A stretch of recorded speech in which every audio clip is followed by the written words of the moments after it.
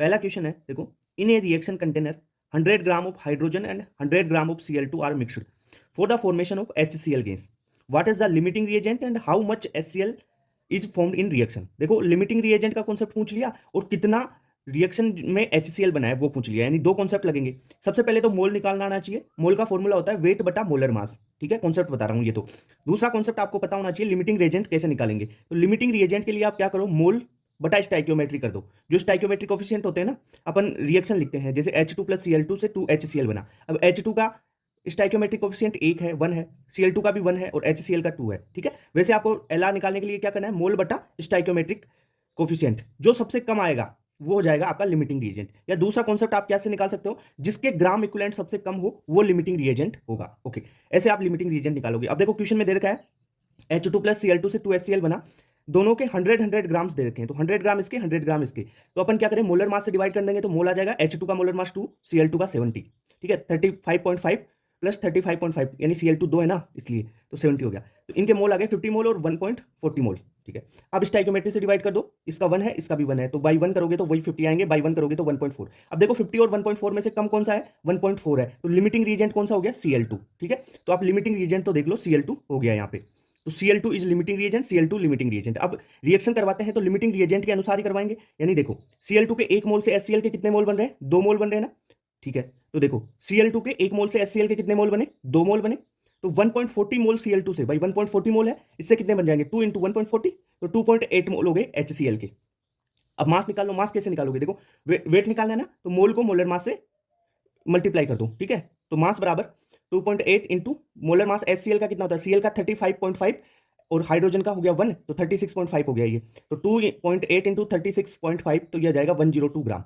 Okay, तो HCl कितना बन गया, 102 ग्राम। अब देख लो यहाँ पे ऑप्शन में देख लो, Cl2 क्या था, लिमिटिंग रीजन, क्योंकि मोल बटा स्टोइकियोमेट्री रेशियो जो है कम आया था, सबसे कम किसका आया था, Cl2 का। तो Cl2 लिमिटिंग रीजेंट है और 1.2.8 gram of HCl are form. तो करेक्ट आंसर हो गया सेकंड। क्वेश्चन है, what volume of 5 molar Na2SO4 must be added to 250 ml of 1 m BaCl2 to produce 10 gram of BaSO4। यानी question क्या बोल रहा है कि 5 मोलर Na2SO4 का कितना वॉल्यूम अपन BaCl2 में मिलाए ताकि अपने को 10 ग्राम BaSO4 मिल जाए, ठीक है। कितना वॉल्यूम मिलाए ताकि 10 ग्राम BaSO4 मिल जाए। तो एक काम कर लो, सबसे पहले 10 ग्राम BaSO4 को मोल में कन्वर्ट कर लो। इसके 10 ग्राम में कितने मोल बनेंगे, तो मोल क्या होता है, वेट बटा मोलर मास। तो इसका वेट कितना दे रखा है आपको, 10 ग्राम बनाना है अपने को। और मोलर मास BaSO4 का कितना होता है, 233। आप एक एक का भी निकाल के देख सकते हो वैसे।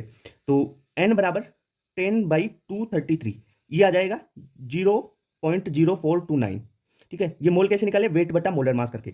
अब देखो Na2SO4 के 1 मोल से BaSO4 का 1 मोल बनेगा, क्योंकि स्टोइकियोमेट्री देख लो 1 है, तो एक इसके 1 मोल से इसका 1 मोल बनेगा। तो इसके अगर 0.0429 मोल है, तो ये इसके कितने मोल से बने होंगे, तो Na2SO4 का भी भाई 0.40429 मोल होंगे, तभी तो इतने मोल बने होंगे। क्लियर बात, तो इसके मोल आ गए। अब अपने को वॉल्यूम निकालना है, मोल दे रखा है, मोलरिटी अपने पास है, तो क्या फॉर्मूला लगाएंगे, मोलरिटी बराबर मोल बटा वॉल्यूम। अगर ml में लेते हो तो ऊपर 1000 से मल्टीप्लाई करना पड़ेगा, लीटर में वॉल्यूम निकालना है तो 1000 से मल्टीप्लाई मत करो, ठीक है। तो वॉल्यूम ml में, देखो क्वेश्चन में ml में दे रखा है तो 1000 से ऊपर मल्टीप्लाई कर दो। तो मोलरिटी दे रखा है 5 दे रखा है ना, 5m, तो 5 मोल कितने हो गए, 0.0429 इंटू 1000 बटा वॉल्यूम इन ml।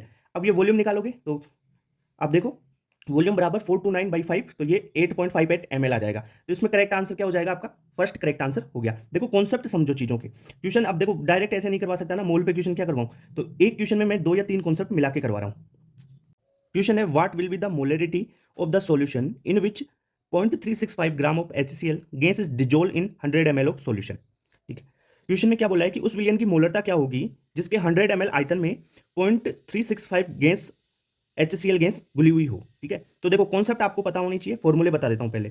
मोल क्या होता है, वेट बटा मोलर मास। मोलरिटी क्या होता है, मोल बटा वॉल्यूम। अगर वॉल्यूम ml में होगा तो ऊपर 1000 से मल्टीप्लाई कर देना, लीटर में है तो मोल बटा वॉल्यूम इन लीटर कर लेना, ओके। अब देखो HCl के मोल निकाल लेते हैं। HCl देखो, HCl गैस दे रखी है, वेट दे रखा है, और मोलर मास HCl का होता है 36.5, ओके। तो मोल निकल गए, तो मोल 1/100 इसके मोल आ जाएंगे HCl के। अब मोलरिटी निकाल लो। मोलरिटी निकालने के लिए फॉर्मूला, मोलरिटी बराबर मोल बटा वॉल्यूम। तो मोल कितने निकाले, 1/100, तो 1/100 इंटू 1000। वॉल्यूम ml में दे रखा है कितना, 100 ml ऑफ सॉल्यूशन, तो 100 ml कर दिया इसको। तो देखो यहाँ से 2 जीरो से 2 जीरो गई, ये एक से ये एक गया, तो 1/10 बचा। 1/10 का मतलब 0.1 मोलर आ गया। 0.1 m कौन सा है, 0.1 m, फोर्थ ऑप्शन आपका करेक्ट हो गया। क्वेश्चन है which mixture of gas at room temperature does not obey Dalton's law partial pressure. कौन सी मिक्सचर ऑफ गैस है जो डाल्टन्स लॉ को फॉलो नहीं करती है। अब डाल्टन्स लॉ को कौन फॉलो करेगा? डाल्टन क्या बोलता है कि जो गैसेज हैं वो आपस में रिएक्ट नहीं करनी चाहिए। रिएक्ट करके गैस प्रोडक्ट बना रही है कोई, तो वो डाल्टन्स लॉ को फॉलो नहीं कर रही है गैस, ठीक है। अगर आप यहां पर देखो NH3 और HCl, ठीक है, अमोनिया और HCl को अगर मिक्सचर में रख दोगे तो अमोनियम क्लोराइड बन जाता है, NH4Cl बन जाएगा। तो ये आपस में रिएक्ट कर जाती है, इसलिए आप यहाँ पे बोल सकते हैं कि जो सेकंड ऑप्शन है NH3 और HCl का मिक्सचर, ये डाल्टन्स लॉ को फॉलो नहीं कर रहा। तो करेक्ट आंसर हो गया सेकंड। देखो NO2 और O2 रिएक्शन नहीं करेगी, CO नहीं करेगी, SO2 और SO3 नहीं करेगी, ठीक है। रिएक्ट कौन करेगा? सेकंड वाला NH3 और HCl। तो करेक्ट आंसर हो गया सेकंड, ये डाल्टन्स लॉ को फॉलो नहीं कर रही है। क्वेश्चन है 0.48 gram of sample of A compound containing boron and oxygen contain 0.192 gram of boron and 0.288 gram of oxygen, ठीक है। What will be the percentage composition of compound. अब देखो परसेंटेज कंपोजिशन निकालने के लिए क्या फॉर्मूला होता है? सबसे पहले आप परसेंटेज एलिमेंट निकाल लो, ठीक है, वही होगा परसेंटेज कंपोजिशन। भाई कंपाउंड में कितना परसेंट है उसका, तो फॉर्मूला क्या होगा? परसेंटेज ऑफ एलिमेंट बराबर मास ऑफ एलिमेंट, जिस जो भी आपको एलिमेंट दे रखा है, यहाँ पे ऑक्सीजन है, बोरोन है, एलिमेंट का मास बटा मास ऑफ कंपाउंड करना है, टोटल जो सैंपल आपको दे रखा है उसका मास इंटू 100, ये आ जाएगा। अब देखो परसेंटेज बोरोन का निकालें अपन, तो कैसे निकालोगे? बोरोन का क्या दे रखा है? देखो बोरोन एंड ऑक्सीजन, देखो बोरोन का मास दे रखा है 0.192 ग्राम, ठीक है। मास ऑफ एलिमेंट लिखा 0.192 ग्राम बटा सैंपल का कितना दे रखा है कंपाउंड का 0.48 ग्राम, 0.48 ग्राम इंटू 100, ठीक है, ये आ गया 40%। अब एक बात सुन लो, अगर कोई आपके पास कंपाउंड उसमें दो ही एलिमेंट है बोरोन एंड ऑक्सीजन जैसे, तो एक का 40% आ गया तो दूसरे का 60% आना कंफर्म है। अगर तीन एलिमेंट है तब भाई एक एक का निकालना पड़ेगा। अगर दो ही एलिमेंट है तो भाई एक का 40 है तो दूसरे का 60 होगा। पर वैसे दूसरे का भी निकाल के बता देता हूँ। परसेंटेज ऑफ ऑक्सीजन कैसे निकालोगे? ऑक्सीजन का मास दे रखा है, कितना दे रखा है? मास ऑफ एलिमेंट 0.288 ग्राम, ठीक है, 0.288 ग्राम। सैंपल का मास कितना दे रखा है टोटल कंपाउंड का? 0.48 इंटू 100 करोगे 60% आ जाएगा। यानी करेक्ट आंसर क्या हो गया? बोरोन का आ गया आपके पास 40%, बोरोन का आ गया 40% और ऑक्सीजन का आ गया 60%, ठीक है। तो करेक्ट आंसर सेकंड हो गया। क्वेश्चन है in rhombic sulphur S atoms are join into S8 molecules with density 2.07, ठीक है, gram per centimetre cube. Number of S8 molecules present in a crystal of 10 centimetre cube volume. अब देखो volume देगा 10 centimetre cube में, आपको पूछा है क्या S8 के कितने मॉलिक्यूल्स प्रेजेंट होंगे। तो सबसे पहले देखो मेरी बात सुनो, मास निकाल लो आप। मास निकल जाएगा तो मोल निकल जाएगा, मोल निकल जाएगा तो मॉलिक्यूल्स आ जाएगा। तो मास कैसे निकालोगे? देखो आपको डेंसिटी दे रखा है, वॉल्यूम दे रखा है। डेंसिटी इंटू वॉल्यूम क्या होता है? आपके पास मास आ जाएगा। तो मास ऑफ सल्फर निकालें तो क्या हो जाएगा? वॉल्यूम देगा 10 सेंटीमीटर क्यूब, ठीक है, 10 इंटू 2.07, ठीक है, ये भी ग्राम सेंटीमीटर क्यूब में, ये भी सेंटीमीटर क्यूब में है, ठीक है। तो कितना ग्राम आ जाएगा? 20.7 ग्राम आपके पास मास आ गया सल्फर का। अब आप मोल निकाल लो। S8 के लिए बोला है, देखो S8 तो मोल क्या होते हैं? वेट बटा मोलर मास। वेट कितना निकाल लिया अपन ने? 20.7 ग्राम, ठीक है। मोलर मास देखो एक सल्फर का 32 होता है, 32, तो 8 है, S8 मॉलिक्यूल है, 8 है ना, तो इंटू 8 करोगे आप, ठीक है, तो आ जाएगा ये 0.08 आ जाएगा मोल्स। अब मॉलिक्यूल्स निकाल लो। मॉलिक्यूल्स कैसे निकलते हैं? मोल गुणा आविगाद्रो नंबर, ठीक है, मोल गुणा एविगेड्रो नंबर करोगे तो आपके पास मॉलिक्यूल्स आ जाएंगे। तो मोल कितने थे? 0.08 इंटू Na कर दिया। Na की वैल्यू होती है 6.022 इंटू 10⁻23। अगर क्वेश्चन में वैल्यू रखी हुई हो तो वैल्यू रख दोगे, ठीक है। Na को कई बार क्वेश्चन में N नोट ऐसे लिखा होता है, जनरली इसका सही मीन Na लिखा जाता है, ठीक है। यहाँ पे ये मिसप्रिंट भी कर लेते हैं कई बार, Na होता है ये, ओके। तो करेक्ट आंसर क्या हो गया? 0.08 Na। तो करेक्ट आंसर थर्ड हो गया। क्वेश्चन है what is the concentration of copper sulphate in gram equivalent पर लीटर, ठीक है। ग्राम इक्विवेलेंट पर लीटर मतलब यानी नॉर्मलिटी में आपको कंसंट्रेशन बतानी है। नॉर्मलिटी में आप यूनिट से चेक किया करें। If 80 gram of it is dissolve in enough water to make final volume of 3 litre, ठीक है। अब यहाँ पे कॉन्सेप्ट क्या लगेगा वो बता देता हूँ। कॉन्सेप्ट नॉर्मलिटी पूछा है तो नॉर्मलिटी का फॉर्मूला होता है ग्राम इक्विवेलेंट ऑफ सोल्यूट बटा वॉल्यूम ऑफ सॉल्यूशन। अब सर ग्राम इक्विवेलेंट निकालना नहीं आते तो ग्राम इक्विवेलेंट कैसे निकालोगे आप? वेट बटा इक्विवेलेंट वेट से। तो नॉर्मलिटी का दूसरा फॉर्मूला क्या हो जाएगा? वेट बटा इक्विवेलेंट वेट इंटू, अगर वॉल्यूम आप एमएल में ले लेते हो ना तो 1000 से ऊपर मल्टीप्लाई कर दो, अगर लीटर में है तो कोई दिक्कत नहीं है, ठीक है। अब सर हमारे को तो ग्राम इक्विवेलेंट निकालना पता चल गया, वेट बटा इक्विवेलेंट वेट, तो पर इक्विवेलेंट वेट नहीं निकालना था। तो इक्विवेलेंट वेट कैसे निकालोगे? इक्विवेलेंट वेट कैसे निकालोगे? मोलर मास बटा एन फैक्टर, ठीक है। तो एन फैक्टर जनरली जो आपका कैटायन या एनायन होगा उसकी ऑक्सीडेशन स्टेट से आप चेक कर लोगे, okay.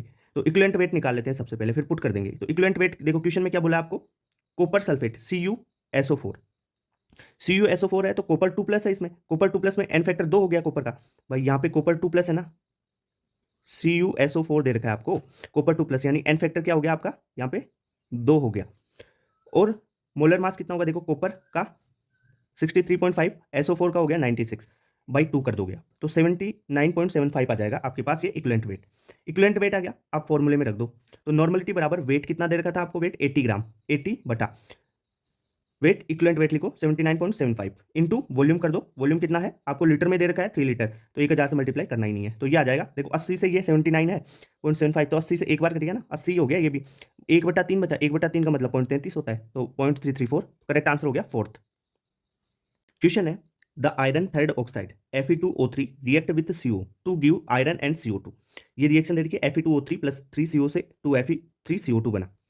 The reaction of 480 gram of Fe2O3 with excess of CO yields 252.0 gram iron, thus percentage yield is. अब देखो आपको परसेंटेज इल्ड पूछी है, तो परसेंटेज इल्ड कैसे निकालते हो, फॉर्मूला क्या होता है, कॉन्सेप्ट क्या होता है, देखो परसेंटेज इल्ड बराबर एक्चुअल मास ऑफ प्रोडक्ट, जो एक्चुअल मास कितना दे रखा है, एक्चुअल मास आपको 252 ग्राम आयरन, ठीक है, और expected mass of product. Expected mass कैसे निकालोगे, ये स्टाइक्योमेट्री है ना, उससे आप एक्सपेक्टेड मास निकालोगे। तो भाई आपको देखो एक्चुअल तो दे रखा है, एक्चुअल इतना बना 252.0 ग्राम आयरन, ये तो एक्चुअल है। अब एक्सपेक्टेड निकाल लेंगे, तो फॉर्मूले में पुट करके वैल्यू निकाल लेंगे। तो देखो Fe2O3 प्लस 3CO से 2Fe प्लस 3CO2। देखो Fe2O3 है ना, इसके एक मोल से 2 Fe बनते हैं, ठीक है। अब Fe2O3 का मास कितना दे रखा है देखो 480 ग्राम, तो 480 ग्राम बटा Fe2O3 का मोलर मास कितना होता है 160, तो 160 से डिवाइड करेंगे तो इसके मोल आ जाएंगे, मोल आ गए 3 मोल, तो इसके एक मोल से आयरन के Fe के 2 मोल बनते हैं, तो यहाँ पर 3 मोल है 480 ग्राम की, तो 3 मोल से कितने बनेंगे आयरन के 6 मोल। ये बात समझ में। अब 6 मोल बन गए, तो 6 मोल का मास निकाल लेते हैं। आयरन का मोलर मास होता है 56, तो मास कैसे निकालोगे, देखो मोल का फॉर्मूला क्या होता है, मोल होता है वेट बटा मोलर मास। तो मास निकालने के लिए आप क्या करोगे, जो मोल है उसको मोलर मास से गुणा कर दो, तो वेट आ जाएगा। तो वेट यानी मास निकालना है, 6 × 56 कर दिया, 56 क्या है मोलर मास ऑफ आयरन है, तो ये आ जाएगा मास 336। बस आ गया अपने पास एक्सपेक्टेड, ये आ गया, इतना एक्सपेक्ट कर रहे हैं इससे स्टाइक्योमेट्री से अपन, और एक्चुअल दे रखा है 252, तो परसेंटेज इल्ड क्या हो जाएगी, परसेंटेज इल्ड बराबर 252 बटा 336 इंटू 100, तो ये आ जाएगा 75%। भाई यही तो फॉर्मूला लगा है, परसेंटेज इल्ड का ये फॉर्मूला पता होना चाहिए, तब आप ये क्वेश्चन कर पाओगे। ओके, तो करेक्ट आंसर क्या हो गया, थर्ड हो गया आपका। क्वेश्चन है miss the reaction in column first with the maximum yield of the product in column second. अब देखो आपको मैक्सिमम इल्ड यानी प्रोडक्ट कितना बना है वो आपको पता करना है। देखो कार्बन प्लस O2 से CO2 बना, 1-1 ग्राम दे रखा है, फिर 1 ग्राम 2C से 2H2 मिला तो C2H4 बना, 1-1 ग्राम ये दे रखा है, सारे 1-1 ग्राम दे रखे हैं। इनसे ये CO2 कितना बना, C2H4 कितना बना, H2O2 कितना बना, ये आपको निकालना है। तो सबसे पहले तो आपको एक कॉन्सेप्ट पता होना चाहिए कि लिमिटिंग रिएजेंट कैसे निकालोगे, उसके बाद में ही तो स्टाइक्योमेट्री से अपन निकाल सकते हैं। तो लिमिटिंग रिएजेंट का कॉन्सेप्ट क्या होता है, मोल बटा स्टाइक्योमेट्री कर लो, और जिसके मोल बटा स्टाइक्योमेट्री सबसे कम आएंगे वो लिमिटिंग रिएजेंट होगा, ठीक है। जैसे C+O2 की बात करें, यहाँ पे 1 ग्राम दे रखा है, इसका भी 1 ग्राम दे रखा है। मोल क्या होता है, मोल होता है वेट बटा मोलर मास, ठीक है। वेट दे रखा है देखो कार्बन की, और इसकी बात कर लेते हैं, कार्बन के वेट दे रखा है 1, मोलर मास होता है 12। ऑक्सीजन का वेट दे रखा है यहाँ पे 1 ग्राम, इसका मोलर मास होता है O2 का 32। तो भाई 1/12 बटा 1, देखो स्टाइक्योमेट्री दोनों के 1-1 है तो कोई दिक्कत नहीं है, तो 1/12 बटा है या 1/32, तो सबसे छोटा कौन हो जाएगा, लिस्ट पूछ रहा है अपने को, सबसे लिस्ट लिमिटिंग रीजेंट होता है, तो 1/32 लिस्ट है, कम है, तो लिमिटिंग रीजेंट क्या हो गया O2। अब ये जो CO2 है ना वो O2 के हिसाब से बनेगी, यानी 12 ग्राम अगर कार्बन ले तो 32 ग्राम O2 चाहिए। देखो मेन तो है 32 ग्राम O2 लोगे ना, O2 लिया 32 ग्राम, तो 12 ग्राम कार्बन चाहिए उसके लिए, और 44 ग्राम बनेगी उसमें CO2।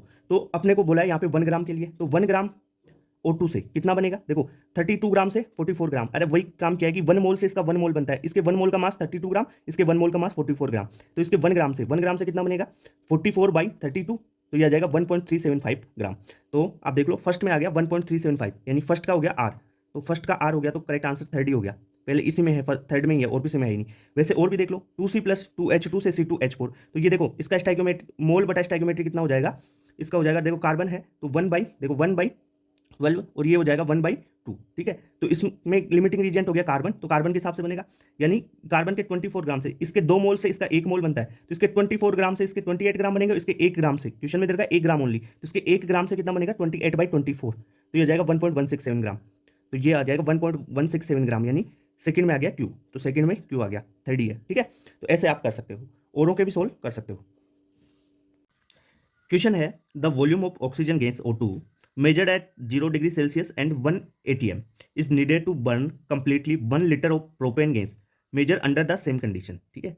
तो क्वेश्चन में दे रखा है, देखो आपको जो प्रोपेन है ना उसका कंबंशन करवाना है, तो C3H6 हो गया प्रोपेन, उसका O2 के साथ रिएक्शन करवाए तो CO2 और H2O बनेगा। ठीक है, अपन ने रिएक्शन को बैलेंस कर लिया। सबसे पहले देखो आप स्टाइकियोमेट्री से मोल वगैरह कैलकुलेट करे हो ना, तो रिएक्शन को बैलेंस करना जरूरी है भाई। सारे जो एटम्स हैं उनको बैलेंस करना जरूरी है। अब देखो C3H6 के एक मोल से देखो O2 के कितने मोल बनेंगे, 5 मोल बनते हैं। ठीक है, इसके एक मोल से कितने बना, 5 मोल। अब यहाँ पे क्वेश्चन में दे रखा है आपको, देखो बर्न कंप्लीटली 1 लीटर, देखो 1 लीटर प्रोपेन के लिए एक मोल, देखो एसटीपी कंडीशन दे रखा है, एसटीपी और एनटीपी पे एक मोल मतलब 22.4 लीटर होता है। एक मोल का मतलब कितना होगा, 22.4 लीटर एसटीपी और एनटीपी पे गैस के लिए, और यहाँ पे गैस ही दे रखा है, देखो जो है प्रोपेन गैस ही दे रखा है, तो 22.4 लीटर से इसके कितना वॉल्यूम बनेगा, 5। देखो एक मोल से 5 मोल, तो 22.4 से 5 इंटू 22.4, ठीक है, इतना बन जाएगा O2 का। अब आपको पूछा है 1 लीटर में, तो देखो इसमें अगर 22.4 का भाग दे दो तो 1 लीटर आ जाएगा, और इसमें 22.4 का भाग दे दोगे तो 5 लीटर आ जाएगा। यानी ऐसे निकालो, अगर 22.4 लीटर से इतना बनता है तो 1 लीटर से कितना बनेगा, 5 इंटू 22.4 बटा 22.4 बराबर 5 लीटर। ठीक है, तो कैसे भी आप कैलकुलेशन कर सकते हैं। तो इस क्वेश्चन में यही बता रहा था कि मैं जो स्टाइकोमेट्री है उसका ध्यान रखना है आपको, और एक मोल पे एसटीपी और एनटीपी कंडीशन और गैस दे रखा हो तो एक मोल के लिए वॉल्यूम कितना होता है, 22.4 लीटर। क्वेश्चन दे रखा है, when X molecules are removed from 200 milligram of N2O, 2.89 into 10 to power minus 3 moles of N2O are left. Approx value of X will be. अब इसमें क्वेश्चन में क्या बोला है कि आपके पास है ना 20 मिलीग्राम N2O के हैं, उसमें से X मोलिक्यूल्स घटा दोगे आप, तो आपके पास 2.89 into 10 to power minus 3 moles of N2O बच जाएंगे। तो इस X की वैल्यू निकालना है अपने को मोलिक्यूल्स की। अब देखो ये अपने को ग्राम में दे रखा है, ये मोल्स में दे रखा है, पूछा मोलिक्यूल्स में, तो एक काम करो सबको सेम में कर लो, यानी मोलिक्यूल्स में पूछा है ना तो 200 मिलीग्राम के भी मोल्स वो आप मोलिक्यूल्स बना लो, और इन मोल्स के भी मोलिक्यूल्स बना लो। अब देखो मोलिक्यूल्स का फॉर्मूला क्या होगा, आप मोल इंटू Na कर लो तो वो मोलिक्यूल्स आ जाते हैं। ठीक है, मोल गुणा Na, तो 200 मिलीग्राम के आप है ना मोलिक्यूल्स बनाओ, तो कैसे, पहले तो इसके मोल बना लो फिर Na से गुणा कर देना, तो मोल कितने होंगे 200, मिली को अपन ने 10 टू पावर माइनस 3 लिखा, मोलर मास होता है N2O का 44, तो ये आगे इसके मोल। ठीक है, अब इसको मोलिक्यूल्स कैसे निकालोगे, इसको Na से मल्टीप्लाई कर दोगे तो मोलिक्यूल्स आ जाएंगे, तो मोलिक्यूल्स कितने हो गए 2.7 into 10 to power 21 molecules. Okay, अब देखो मेरी बात सुनो, दूसरा क्या है अपने को मोल्स दे रखे ना ये वाले, इन मोल्स को भी बदल लो एक बार, 2.87 into 10 to power minus 3 moles को आप मोलिक्यूल्स में बदलोगे कैसे, मोल गुणा Na करते ही मोलिक्यूल्स आ जाते हैं, तो मोल गुणा Na कर दिया, ये आ गया आपके पास मोलिक्यूल्स। ठीक है, तो अब इसमें देखो आपको क्या करना है, इतने मोलिक्यूल्स ही आ गए, इतने मोलिक्यूल्स ही आ गए। क्वेश्चन में पूछा है एक्स मोलिक्यूल, देखो 200 मिलीग्राम के लिए 2.7 इंटू 10 टू पावर 21 मोलिक्यूल्स यहाँ पे रख दो, 2.89 की जगह क्या रख दोगे आप, 1.7 इंटू 10 टू पावर 21 मोलिक्यूल्स। ठीक है, और एक्स की वैल्यू आपको निकालनी है, तो एक्स बराबर देखो क्या करोगे, इसमें से घटाओगे 2.7 minus 2.7 into 10 to power 21 minus 1.7 into 10 to power 21 molecules. ठीक है, तो कॉमन ले लो, देखो यहाँ पे पावर सेम है 10 टू पावर 21 तो पावर को कॉमन कर दिया, तो ये 2 into 10 to power 2.7 minus 1.7 into 10 to power 21। ठीक है, 2.7 माइनस 1.7, तो ये कितना बचा आपके पास 1 हो गया, और ये 10 टू पावर 21 रह जाएगी पावर, तो यहाँ पर क्या आ गया 1 इंटू 10 टू पावर 21, यानी 10 की पावर 21 ही है, तो करेक्ट आंसर हो गया 10 की पावर 21 मोलिक्यूल्स एक्स की वैल्यू। ठीक है, अच्छा क्वेश्चन है। आपको इसमें क्या करना है, देखो कई डायरेक्ट आप ग्राम में से ये मोल्स घटा के ऐसे ऐसे थोड़े कर सकते हो, इसमें आपको जो पूछा है ना उसमें आपको कन्वर्ट करना पड़ेगा, चाहे ग्राम में हो मोल्स में हो, उसको मोलिक्यूल्स में कन्वर्ट करो फिर आप कैलकुलेशन करो। ठीक है, अच्छा क्वेश्चन है ये, करेक्ट आंसर फोर्थ है इसका। क्वेश्चन है, volume occupy by 1 molecule of water, water की डेंसिटी दे रखी है 1 ग्राम पर सेंटीमीटर क्यूब, यानी 1 ग्राम पर ml होती है। ठीक है, अप्रोक्स। अब यहाँ पर क्वेश्चन में अपने को पूछा है volume occupy by 1 molecule of water, यानी वाटर का 1 मॉलिक्यूल कितना वॉल्यूम ऑक्यूपाई करेगा। सबसे पहले देखो वाटर की डेंसिटी दे रखी है, तो 1 ग्राम वाटर है उसका वॉल्यूम कितना हो जाएगा, डेंसिटी 1 ग्राम पर ml दे रखा है, तो 1 ग्राम 1 ml के बराबर हो गया, क्योंकि डेंसिटी 1 ग्राम दे रखी है ना। डेंसिटी क्या आप वॉल्यूम कैसे निकालते हो, डेंसिटी और मास से ही तो रिलेट करके निकालते हो, तो 1 ग्राम मास है तो 1 ग्राम 1 ml वॉल्यूम हो जाएगा। ठीक है, दूसरा कॉन्सेप्ट आपको पता होना चाहिए भाई, एक मोल कोई भी एक मोल है किसी भी एलिमेंट का, किसी भी कंपाउंड का, एक मोल में कितना मोलिक्यूल होते हैं। ठीक है, Na मोलिक्यूल्स होते हैं, तो एक मोल Na मोलिक्यूल्स का मास हो गया। ओके, तो एक मोलिक्यूल के मास के लिए आप क्या करोगे 1 बाई Na कर दोगे, तो 1 मोल बाई Na। ओके, अब मास ऑफ 1 मोलिक्यूल कैसे निकालोगे, 1 मोल है, अब क्वेश्चन में दे रखा है वॉल्यूम आपको वाटर के लिए बोला हुआ है, तो वाटर का 1 मोल का मास कितना हो जाएगा 18 बाई Na, तो Na कितना है 6.022 इंटू 10 टू पावर 23, तो मास ऑफ 1 मॉलिक्यूल आ गया आपके पास। अगर वॉल्यूम निकालना चाहो भाई, डेंसिटी दे रखी है 1 ग्राम पर ml, यानी 1 ग्राम 1 ml के बराबर। ठीक है, तो 1 मोलिक्यूल्स का मास निकाला है, तो वॉल्यूम कितना हो जाएगा भाई, ग्राम को ml में कन्वर्ट कर दो, ठीक है, 18/6.022 इंटू 10⁻23, तो ये 3 इंटू 10⁻23 ml आ जाएगा। ml को सेंटीमीटर क्यूब में लिख लो, कोई दिक्कत नहीं है, सेम रहेगा। तो 3 इंटू 10⁻23 सेंटीमीटर क्यूब, तो करेक्ट आंसर फोर्थ हो गया। क्वेश्चन है 1 mole of KClO3 is thermally decomposed and excess of aluminium is burnt in gaseous product, how many moles of Al2O3 are form. Question में दे रखा है क्या, KClO3 का डिकम्पोजिशन किया, उससे 2KCl + 3O2 बना, ठीक है। अब आगे क्या बोला है, excess of aluminium is burn, तो एल्यूमिनियम को एक्सेस में लिया और उसको आपने बर्न किया, ठीक है, O2 डाला उसमें, तो Al2O3 बना। आपको पूछा है कि how many moles of Al2O3 बने। जो देखो यहां से ऑक्सीजन उठाई, अब ये रिएक्शन कैसे, सिक्वेंशियल रिएक्शन की तरह होगी भाई। KClO3 से आपने O2 बनाई और इस O2 को एल्यूमिनियम के को बर्न करने में यूज किया, ठीक है। ओके, तो यहां से जितनी O2 यहां से बनेगी भाई, उतनी O2 के हिसाब से तो Al2O3 बनेगा, ठीक है। बाहर से तो अपन O2 ले नहीं रहे, O2 यहां से लिए ओनली, ये बोला हुआ क्वेश्चन में। अब देखो इसके, देखो KClO3 के 2 मोल से O2 के 3 मोल बनेंगे, सही बात है। तो इसका अगर 1 मोल ले लिया जाए, क्वेश्चन में दे रखा है 1 मोल, तो इसके 1 मोल से कितना बनेगा भाई, 2 मोल से 3 बनता है, तो 1 मोल से 3/2 बनेगा। क्लियर बात, ओके। तो 3/2 मोल्स ऑफ O2 बन गए, ये तो अपने पास यहां से इतने O2 आ गए। अब देखो इस रिएक्शन को बैलेंस कर लेते हैं, तो एल्यूमिनियम प्लस 3/2 O2 से Al2O3 बना, तो देखो इसके 3/2 से, इसके 3/2 मोल से कितना बनता है, Al2O3 का 1 मोल बनता है। अपने पास ऑक्सीजन है कितनी, 3/2 मोल ही है, यानी 3/2 मोल से 1 मोल बनता है। तो क्वेश्चन में आपको यहाँ पे प्रोडक्ट में 3/2 मोल बनी है, तो इसका तो 1 मोल ही तो बनेगा, ठीक है। तो 1 मोल Al2O3 बन जाएगा, तो करेक्ट आंसर हो गया इसका फर्स्ट। क्वेश्चन दे रखा है 1 litre of CO2 is pass through red hot Coke, the volume becomes 1.4 litre at same temperature and pressure, the composition of products is. अब देखो प्रोडक्ट्स का कंपोजिशन आपको बताना है, CO2 प्लस आपने डाला C, ठीक है, कार्बन सर कोक, तो उससे क्या बना, 2 CO गैस बन जाएगी। स्टाइक्योमेट्री आप देख लो, यहाँ पे बैलेंस कर लिया रिएक्शन को, ओके। इनिशियल क्या बोला है, 1 litre of CO2 is passed, यानी 1 लीटर CO2 है इनिशियल, इसकी जीरो कंसंट्रेशन, CO की जीरो है, ठीक है, ओके। वॉल्यूम, वॉल्यूम में बात करें, कंसंट्रेशन में बात नहीं करें। फाइनल में क्या हो जाएगी, मान लो इसका एक्स बन गया, इसका एक्स बना, तो ये क्या हो जाएगा, 1 minus x, 1 litre minus x litre, ठीक है। ये एक्स बना, तो ये देखो स्टैइक्योमेट्री 2 है, तो ये 2x बनेगा। फाइनल क्वेश्चन में क्या बोल रहा है कि the volume becomes 1.4 litre at same temperature and pressure, यानी फाइनल बन गया 1.4, यानी 1 माइनस एक्स प्लस 2x, ये तीनों मिलाकर कितना बन गया, 1.4 लीटर। तो यहां से आप x की वैल्यू निकाल पाओगे, तो 1 माइनस एक्स प्लस एक्स, इसको इस x को और 2x को जोड़ दिया, तो ये 1.4 लीटर है, तो x की वैल्यू 0.4 लीटर आ गई आपके पास। अब यहाँ पे क्या करना है अपने को, देखो CO2 और CO का कंसेंट जो वॉल्यूम है वो पता करना है। तो देखो CO का कितना है वॉल्यूम, पहले तो CO का देख लो, CO का कितना है, 2x है फाइनल, तो CO का वॉल्यूम कितना है, 2x लीटर, तो x की वैल्यू 0.4 यहाँ पे रखोगे तो 0.8 लीटर आ गया। अब देखो CO का कितना आ गया, 0.8 लीटर आ गया। CO2 का कितना है, 1 माइनस एक्स है, तो 1 माइनस एक्स की वैल्यू 0.4 रख दिया, तो 0.6 लीटर आ गया, यानी 0.6 ही हो गया। तो करेक्ट आंसर हो गया आपका थर्ड। अच्छा क्वेश्चन है भाई, सोचो मोल कॉन्सेप्ट से ही बनाया हुआ क्वेश्चन है ये। क्वेश्चन है suppose that A and B form the compound B2A3 and B2A, if 0.05 moles of B2A3 weighs 9 gram and 0.1 moles of B2A weight 10 gram, ठीक है, the atomic weight of A and B respectively are. अब अपने को A और B का atomic weight पूछा है, देखो कॉन्सेप्ट क्या लगाना है, मोल क्या होता है, वेट बटा मोलर मास।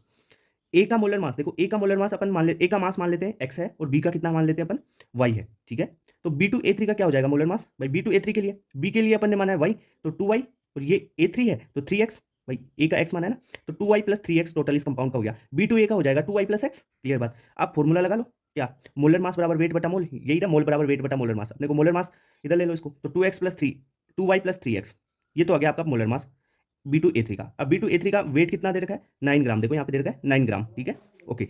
और इसके मोल दे रखे हैं कितने, 0.05, तो 0.05, एक इक्वेशन तो ये बन गई। दूसरी इक्वेशन इससे बना लो आप B2A से, B2A का मोलर मास कितना हो जाएगा, 2y प्लस एक्स, तो वेट दे रखा है इसका, देखो B2A का 10 ग्राम, और मोल दे रखे 0.1 मोल, ठीक है, तो 10/0.1, तो ये सेकंड इक्वेशन बन गई। दोनों इक्वेशन को सोल्व करेंगे तो x बराबर 40 और y बराबर 30 आ जाएगा। तो x बराबर 40, क्वेश्चन में पूछा है x क्या है, पहली बात तो ये देखो ना, x अपन ने a को लिया है और b को लिया है y, तो a को x लिया तो a कितना हो गया 40, सही है, x, और b यानी y वो हो गया 30, तो करेक्ट आंसर सेकंड हो जाएगा। क्वेश्चन है मोल fraction of solvent in aqueous solution of NaOH having molality of 3 is. अब देखो आपका मोल फ्रैक्शन पूछा है सॉल्वेंट का, मोलेलिटी दे रखा है, तो सबसे शानदार तरीका क्या होता है मोलेलिटी और मोल फ्रैक्शन के क्वेश्चंस को करने का, एक फॉर्मूला है, दोनों में रिलेशन क्या है, मोलेलिटी बराबर mole fraction of B by A, mole fraction of A into 1000 बटा एम ए। एम ए क्या है, मोलर मास ऑफ सॉल्वेंट है, बी क्या है, सोल्यूट के लिए है, और ए क्या है, सोलवेंट के लिए है, ठीक है, ओके, इतनी बात क्लियर। अब यहाँ से देखो एक्स ए प्लस एक्स बी क्या होता है, 1 के इक्वल होगा दोनों कंपोनेंट। ओके, तो यहाँ पर अपन बात करें तो मोलेलिटी कितनी दे रखी है आपको, 3 दे रखी है। 3 बराबर एक्स भी अपने को निकालना है पहले, तो इसको 1 माइनस एक्स भी कर लेते हैं, इसको लिख लेते हैं, ठीक है, एक्स ए को इंटू 1000 बटा आपको एम ए दे रखा है। एम ए क्या है यहाँ पे, वाटर है, सोलवेंट क्या है, वाटर है ना, तो वाटर का मोलर मास कितना होता है 18, तो सोल्व करेंगे तो यहाँ से x भी आ जाएगा आपके पास 0.5। देखो 0.5 भी ऑप्शन में है, पर क्वेश्चन में पूछा आपको सोलवेंट के लिए, b क्या है, b अपन यहाँ पे सोल्यूट के लिए यूज कर रहे हैं और a है सोलवेंट, तो क्या होगा x a क्या हो जाएगा 1 एक्स ए बराबर 1 माइनस एक्स बी, ठीक है, तो ये हो जाएगा 0.95 एक्स ए। तो करेक्ट आंसर हो गया fourth. An organic compound containing carbon hydrogen and nitrogen give the following analysis. Carbon दे रखा है 40%, हाइड्रोजन 13.33% और नाइट्रोजन दे रखा है 46.67%। It's empirical formula would be. अब देखो एम्पेरिकल फॉर्मूला निकालना है तो सीधा इसमें क्या कॉन्सेप्ट लगेगा, कॉन्सेप्ट ये है कि कार्बन हाइड्रोजन नाइट्रोजन जो भी एलिमेंट्स दे रखे हैं उनकी परसेंटेज आप लिख लोगे, ठीक है, परसेंटेज लिख लिया, अब उनके मोल निकाल लो, यानी उसका जो मोलर मास है उससे डिवाइड करोगे आप परसेंटेज को, ठीक है। तो 40/12 कार्बन का मोलर मास 12 है इसलिए, हाइड्रोजन का 1 होता है तो 13.33/1 हो गया, नाइट्रोजन का बाई 14 कर दिया अपन ने, ठीक है, ये कर लिया। इसके बाद में वैल्यू सोल्व कर लो, 40/12 कितना गया 3.33, ये 13.33 और ये 3.33 हो गया। इसके बाद आपको क्या करना है, इन तीनों में से सबसे छोटी संख्या कौन सी है वो देखना है और उससे सबको डिवाइड कर देना है, यानी अपने को रेशियो निकालना होता है, इसलिए ऐसा करते हैं। तो सबसे छोटी संख्या 3.33 है, तो 3.33 का तीनों में डिवाइडेशन किया तो 3.33/3.33 ये हो गया 13.33/3.33, ठीक है। तो इनका रेशियो निकालेंगे, देखो इसमें भाग दिया 1 गया, ये 4 बार गया और ये 1 बार गया, ठीक है। तो कार्बन 1 हाइड्रोजन 4 आ गया, नाइट्रोजन 1 आ गया, ठीक है। तो एम्पेरिकल फॉर्मूला क्या हो गया C1H4N1 यानी CH4N, ठीक है। तो इस स्टेप से आप कभी भी परसेंटेज आपको दी हुई हो, एम्पेरिकल फॉर्मूला पूछे तो ये प्रोसेस निकालोगे, पहले मोल निकाल लो, ओके। उसके बाद में आपको क्या करना है, जो छोटी संख्या है उससे सबको डिवाइड करके रेशियो निकाल लेना है और वैल्यू पुट कर दो। क्वेश्चन है मोल fraction of solute in aqueous solution of 30% NaOH।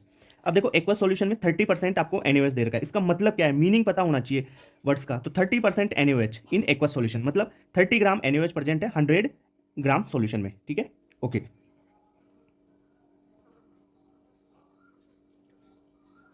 Question है मोल fraction of solute in aqueous solution of 30% NaOH। अब दे रखा है 30% NaOH मतलब क्या हो गया, 30 ग्राम NaOH प्रेजेंट है 100 ग्राम सॉल्यूशन में, ठीक है। तो आप इससे देखो सबसे पहले अपने को यहाँ पे क्वेश्चन क्या पूछा है कि मोल फ्रैक्शन निकालनी है। मोल फ्रैक्शन के लिए देखो आपको NaOH के मोल्स चाहिए और यहाँ पे दूसरा वाटर है तो वाटर के मोल्स भी आपको चाहिए होंगे, ठीक है। वाटर की डेंसिटी भाई 1 ग्राम पर ml होती है, 1 होती है, तो मास और वॉल्यूम सेम रह जाएगा वाटर के लिए।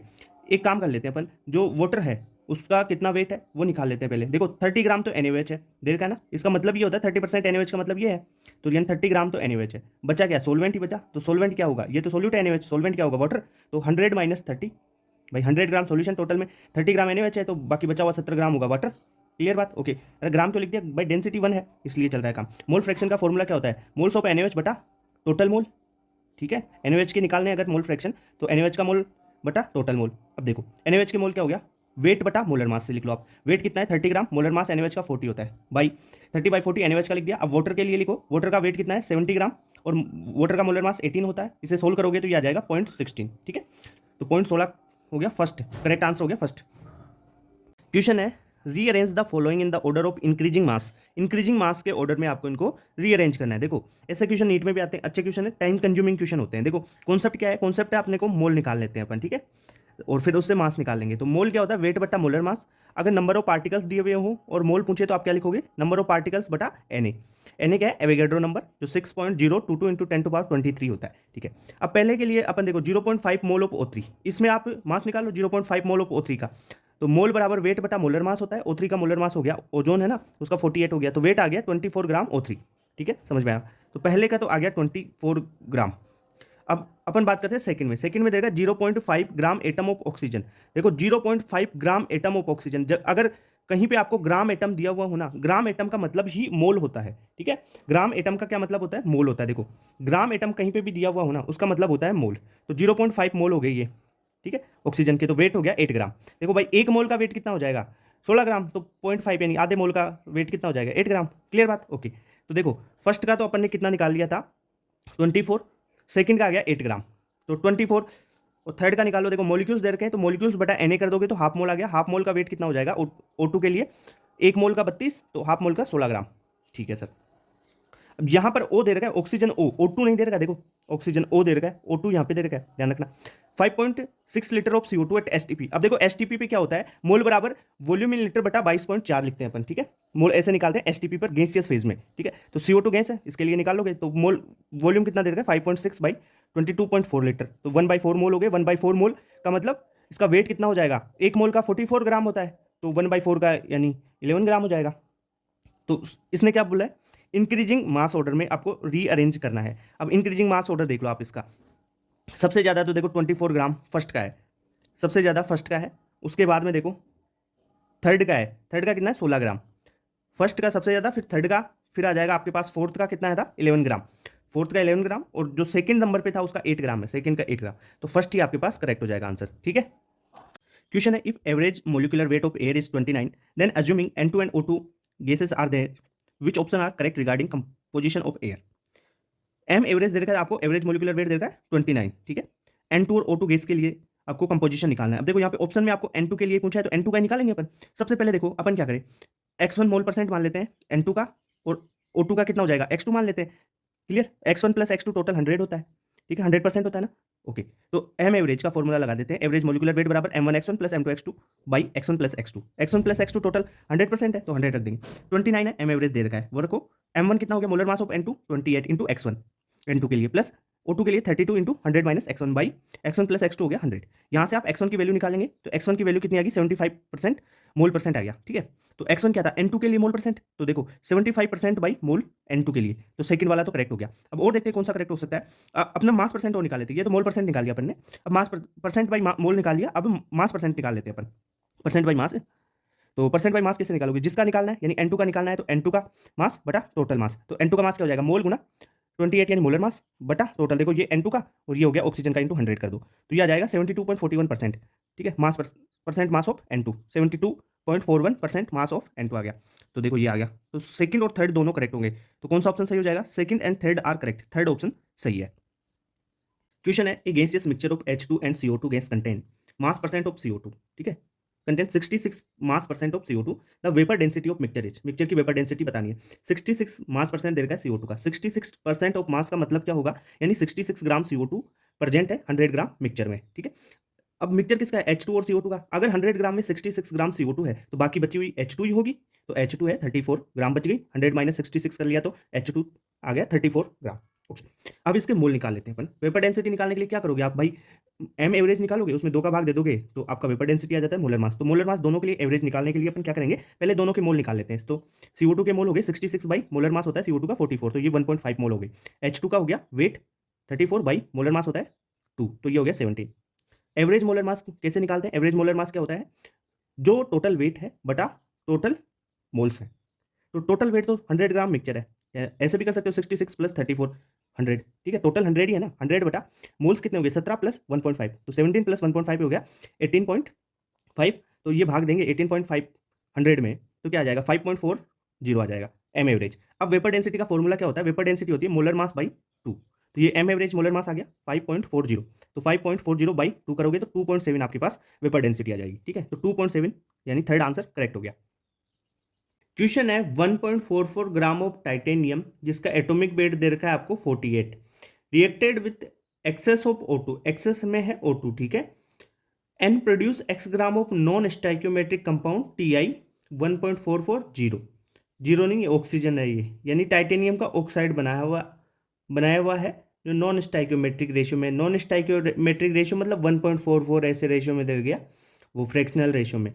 The value of x is, x की वैल्यू पूछिए, जो एक्स ग्राम है ना आपका, ये इसकी वैल्यू पूछिए। तो सबसे पहले देखो, अगर स्टाइक्योमेट्रिक्स देखें तो टाइटेनियम के 1 मोल से इसका ऑक्साइड भी 1 मोल बन रहा है, ओके। अब इसका मोल निकालना चाहे टाइटेनियम का, इस Ti का, तो कितना देगा, देखो टाइटेनियम के लिए देगा 1.44 ग्राम वेट दे रखा है, वेट बटा मोलर मास इसका 48, ठीक है, 48 लिख लो आप। क्लियर बात, ओके। तो इससे आ जाएगा इसके मोल। अब इसके मोल निकाल लो, जो टाइटेनियम का ऑक्साइड है नॉन स्टाइक्योमेट्रिक इसका, क्योंकि देखो दोनों के मोल बराबर हो जाएंगे, क्योंकि इसके 1 मोल से ये 1 मोल बनता है, तो इसके मोल जितने उतने इसके मोल बनेंगे, ठीक है। तो इसके मोल निकालो, देखो एक्स वेट कितना दे रखा है, एक्स बटा मोलर मास लिख लो, मोलर मास देखो टाइटेनियम का कितना होता है 48, पर ये कितना है 1.44 है ना, तो 48 इंटू 1.44 प्लस ऑक्सीजन का कितना हो गया 16। ठीक है, इसको कर लोगे तो देखो इसके एक मोल से ये एक मोल बना है, यानी इसके मोल और इसके ये मोल बराबर होंगे, तो बराबर कर दिया, यहाँ से x की वैल्यू निकाली तो 1.77 ग्राम आ जाएगा आपके पास। करेक्ट आंसर सेकंड हो गया। क्वेश्चन है the chief ore of zinc is the sulphide ZnS। ठीक है, the ore is concentrated by froth flotation process and then heated in air to convert ZnS to ZnO। ठीक है, zinc sulphide से zinc oxide बना रहा है। पूछा क्या है, the number of moles of ZnS required to producing 2 mole of zinc will be, यानी ये 2 मोल जिंक प्रोड्यूस करने के लिए कितने ZnS चाहिए होंगे, ये पूछा है कि ये कितने चाहिए होंगे। ठीक है, देखो आप ये 2 जिंक प्रोड्यूस करने के लिए ZnSO4, देखो ये सिक्वेंशियल रिएक्शन है, या तो ऊपर से नीचे की ओर चलो, या सीधा मैं तरीका बता रहा हूँ ना उस तरीके से चलोगे आप। इन क्वेश्चंस को करने का बिल्कुल सिंपल तरीका, अपने को कितने चाहिए, 2 जिंक चाहिए ना, 2 मोल चाहिए, ये 2 है, ये 2 मोल ZnSO4 के 2 मोल से बनेंगे। ठीक है, एफिशिएंसी कितनी दे रखी है, एफिशिएंसी इंपॉर्टेंट है, 80% दे रखी है, यानी अगर 100% एफिशिएंसी होती तो ZnSO4 के 2 मोल से 2 जिंक बन जाता, पर अपने को 2 जिंक चाहिए और एफिशिएंसी 80% है, तो कितना ZnSO4 चाहिए होगा, तो वो कितना चाहिए होगा, 2 इंटू 100/80 ZnSO4। ठीक है, तो ये कितना हो जाएगा 20/8 ZnSO4। ठीक है, अब 20/8 ZnSO4 बन गया, ये इतना ZnSO4 कितने ZnO मिलेगा, यानी 1 मोल ZnO से, 1 मोल जिंक ऑक्साइड से 1 मोल जिंक ZnSO4 मिलेगा। ठीक है, 1 मोल से 1 मोल मिलेगा, तो ये 20/8 मोल मिलेगा कितने से, ZnO से, 20/8 ZnO से, क्योंकि 100% एफिशिएंसी, यहाँ पे एफिशिएंसी कम नहीं है, 100% है, तो यानी 1 मोल से 1 मिलेगा, तो 20/8 कितने से मिलेगा, 20/8 से, तो कितने से मिल गया, ये कितने से मिला, 20/8 जिंक ऑक्साइड से अपने को मिल गया कितना, इतना 20/8, तो ZnO कितना हो गया 20/8। अब आगे चलो, आगे चलो, तो ये देखो जो 2 है जिंक ऑक्साइड, उससे 2 ZnS मिल रहे हैं, अगर 100% एफिशिएंसी होती तब, पर एफिशिएंसी कितनी है 80%। ठीक है, तो ZnO यहाँ पे ZnO 20/8 पहुंचा दिया था ना अपने, 20/8 तक कर लिया था काम।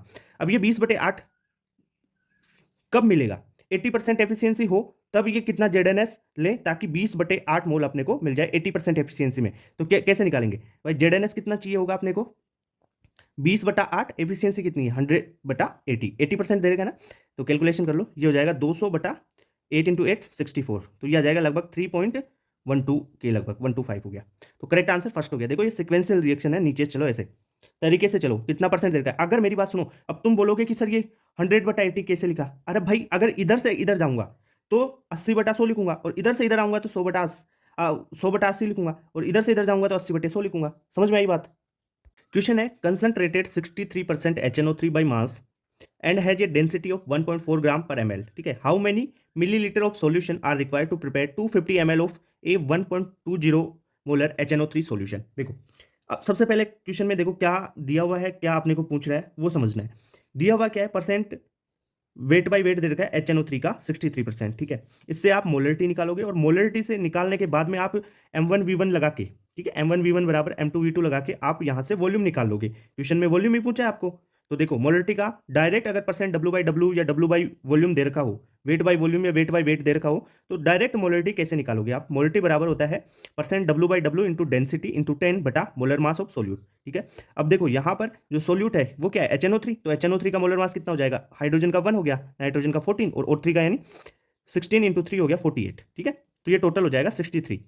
क्लियर बात। अब मोलरिटी निकालो, मोलरिटी कैसे, परसेंट W/W कितना देगा 63 इंटू डेंसिटी देगा 1.4 इंटू 10। ठीक है, मोलर मास ऑफ सोल्यूट 63 लिख दोगे तो मोलरिटी कितनी आ जाएगी 14। अब लगा लो आप, देखो how many millilitre of solution are required to prepare इतना ml इतना मोलरिटी का सोल्यूशन। ठीक है, तो M1V1 बराबर M2V2, M1 कितना है अपन ने निकाला M1 14 इंटू V1 निकालना है अपने को, दूसरे का दे रखा है 250 ml, तो 250 ml वॉल्यूम और इसका देगा मोलरिटी दे रखा है 1.20 यहाँ से V1 निकालोगे 21.42 आ जाएगा। तो करेक्ट आंसर सेकंड हो गया।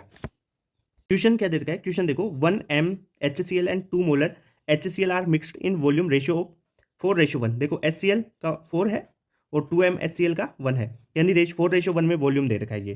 What is the final molarity of HCl solution. अब फाइनल HCl सॉल्यूशन की मोलरिटी निकालनी है आपको, तो देखो मिक्सचर की निकालनी है ना, 2 सॉल्यूशन दे रखे M1V1, तो फॉर्मूला क्या लगाओगे, वी भाई M मिक्सचर है इंटू V मिक्सचर बराबर है M1V1 प्लस M2V2। फाइनल की मोलरिटी निकालिए, मोलरिटी यहाँ पे रख लो, V मिक्सचर बटे में कर दोगे आप। ठीक है, M1 कितना दे रखा है 1, तो 1 इंटू वॉल्यूम देखो 4 है ना 1 के लिए, 4 है तो into 4 plus 2 molar into volume 1 बटा टोटल वॉल्यूम कितना हो गया 4:1 है यानी 4+1 हो गया यानी 6/5 तो 1.2 मोलरिटी आ जाएगी मिक्सचर की। तो करेक्ट आंसर हो गया थर्ड।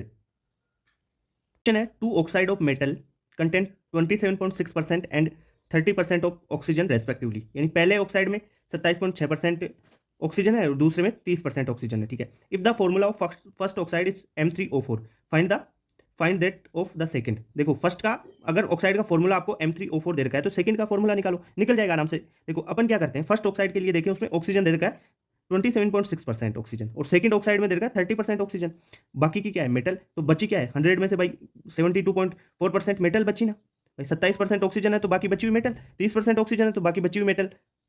इसका फॉर्मूला दे रखा है अपने को M3O4 फर्स्ट ऑक्साइड का, देखो यहाँ पे M3O4, सेकंड का पूछा है तो सेकंड का अपन MXOY मान लेते हैं। ठीक है, अभी सिंपल तो M3O4 के हिसाब से अपन कैलकुलेशन करते हैं। देखो 27.6% ऑक्सीजन है, इसमें ऑक्सीजन के कितने एटम होंगे 27.6% में, ऑक्सीजन के 4 एटम है ना, ये देखो 4 है यहाँ पे फर्स्ट फॉर्मूले में देख लो। तो इसके ऑक्सीजन का अगर अपन 1% के लिए बात करें 27.6% में 4 एटम होंगे, 1% में होंगे 4/27.6%, 6 एटम हो जाएंगे बटा 6। ठीक है, और 30% में कितना होगा, तो 30% में क्या होगा 4/27.6 इंटू 30, तो इतने एटम्स हो जाएंगे और ये हो गया 4.34।